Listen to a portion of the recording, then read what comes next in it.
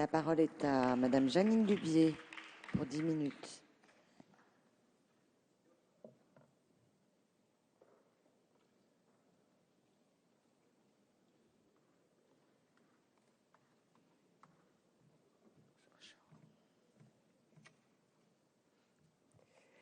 Madame la Présidente, Madame la Ministre, Monsieur le Président de la Commission, Monsieur le rapporteur, chers collègues. Les radicaux de gauche attachés à la défense des libertés individuelles considèrent que le droit de vivre sa mort et de finir sa vie dans la dignité relève d'un choix individuel qu'il convient de respecter.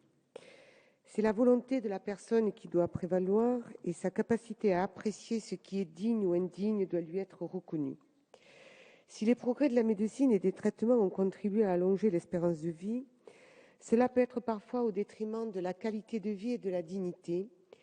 Et qui est le mieux à même d'apprécier cette dignité si ce n'est l'individu lui-même ? Comment comprendre que la liberté, valeur fondamentale qui oriente la vie de chacun, soit si difficile à admettre quant à sa fin de vie ? Choisir sa mort devrait être la dernière liberté. Ainsi, c'est son autonomie qui est respectée, qui doit s'entendre comme ce qui permet aux êtres humains de mener et d'accomplir un projet de vie selon leurs convictions, dans les limites imposées des droits et libertés des autres. Pourtant, ce droit de choisir reste souvent refusé aux patients en phase avancée ou terminale d'une affection grave, invalidante et incurable, génératrice de souffrances insupportables. Il y a là une atteinte à la liberté de décision du malade en fin de vie, atteinte qui n'est pas compatible avec le respect de la volonté de chacun et avec le droit de mourir dans la dignité. Dès 1978, ce droit est revendiqué par une proposition de loi déposée par le sénateur radical de gauche Henri Caillavet.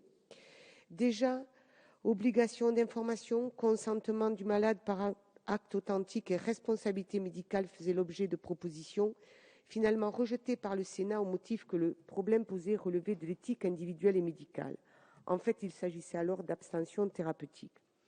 En 2005, la loi relative aux droits des malades et à la fin de vie, qui porte votre nom, monsieur le rapporteur, proscrit l'obstination déraisonnable, c'est-à-dire l'acharnement thérapeutique, et consacre le droit de tout patient de refuser ou d'interrompre un traitement, même si cela met sa vie en danger, et l'obligation pour le médecin de respecter la volonté de celui-ci.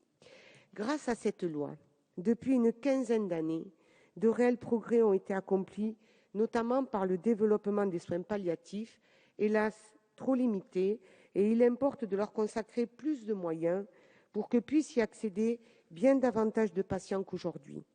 D'autant qu'il existe de fortes inégalités territoriales dans notre pays, certains départements étant nettement sous-dotés en réseau de soins palliatifs, voire n'en possédant aucun.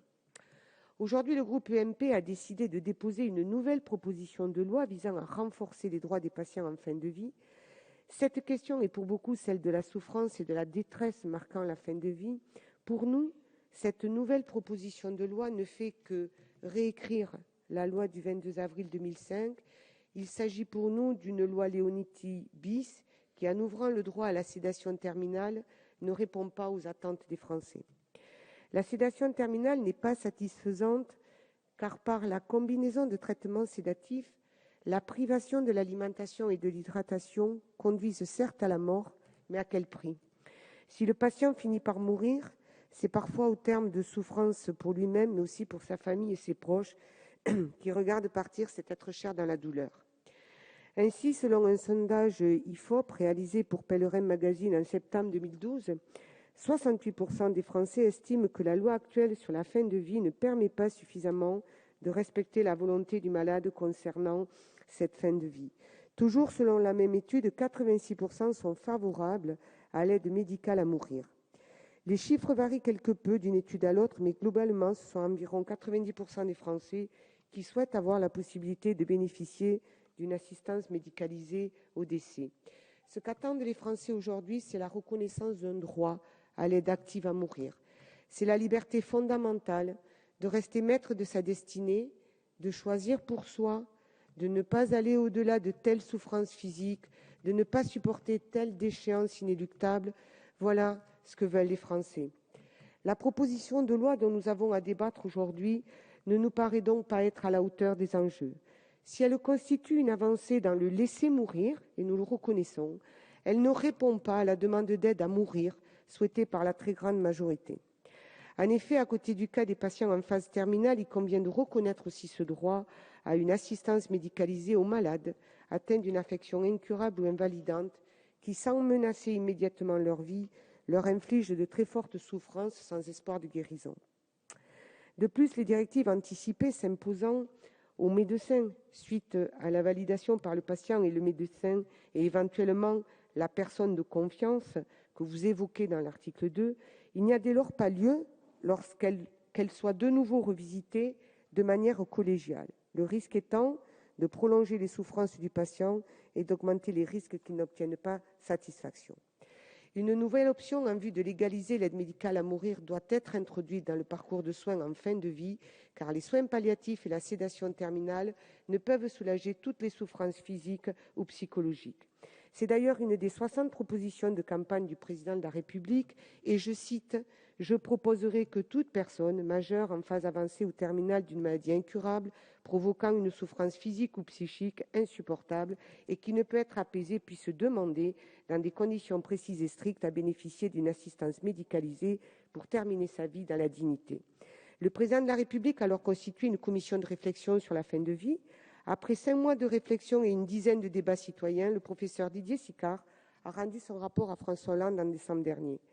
Face au constat que la législation en vigueur ne permet pas de répondre à l'ensemble des préoccupations légitimes exprimées par des personnes atteintes de maladies graves, invalidantes et incurables, il a décidé de saisir le Comité consultatif national d'éthique afin que celui-ci puisse se prononcer sur les 3 pistes d'évolution de la législation ouverte par le rapport, à savoir, et vous l'avez rappelé, Madame la Ministre, comment et dans quelles conditions recueillir et appliquer des directives anticipées, selon quelles modalités et conditions strictes permettre à un malade conscient et autonome atteint d'une maladie grave et incurable d'être accompagné, comment rendre plus dignes les derniers moments d'un patient dont les traitements ont été interrompus à la suite d'une décision prise à la demande de la personne ou de sa famille ou par les soignants. Pourquoi donc, dès lors, vouloir aller plus vite que la musique ? En effet, nous nous étonnons de la précipitation avec laquelle vous présentez ce texte.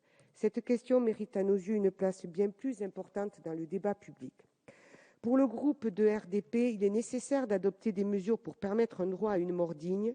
Il est nécessaire de reconnaître aux patients en phase avancée ou terminale d'une affection grave, invalidante et incurable, lui infligeant une souffrance physique ou psychique qu'il juge insupportable et qui ne peut être apaisée, le droit d'obtenir une assistance médicalisée pour terminer sa vie.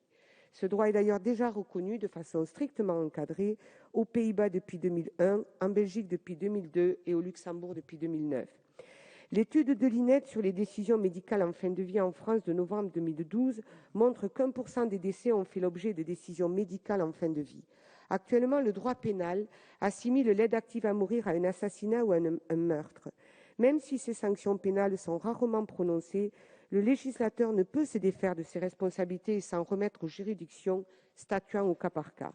Il ne peut laisser les praticiens, saisis d'une demande légitime pour terminer sa vie dans la dignité, exposés aux sanctions pénales ou aux sanctions disciplinaires. L'exercice du droit à mourir doit bien sûr être strictement encadré par des règles et procédures extrêmement précises, mais l'impératif doit bien être celui-ci, se fonder sur le respect de la volonté exprimée par le malade, sur le libre choix par chacun de son destin personnel, bref, sur le droit des patients à disposer d'eux-mêmes. Poser la question du droit à mourir dans la dignité nécessite que le débat s'engage de façon ouverte, sans contrainte dogmatique ou religieuse. Cette approche est conforme au principe de laïcité, valeur intrinsèque au radicalisme, éthique basée sur la liberté de conscience, visant à l'épanouissement de l'homme en tant qu'individu et citoyen. Je conclurai en me référant à Sénèque dans ses lettres à Lucilius. Pour la vie, on a des comptes à rendre aux autres, pour la mort, à soi-même. La meilleure mort, celle que l'on choisit. Voilà, mes chers collègues, c'est pour l'ensemble de ces raisons que je viens d'évoquer. Le groupe de RDP ne soutient pas ce texte et votera en fonction de la motion de renvoi en commission déposée par le groupe SRC et la motion de rejet des préalables déposée par le groupe Écolo.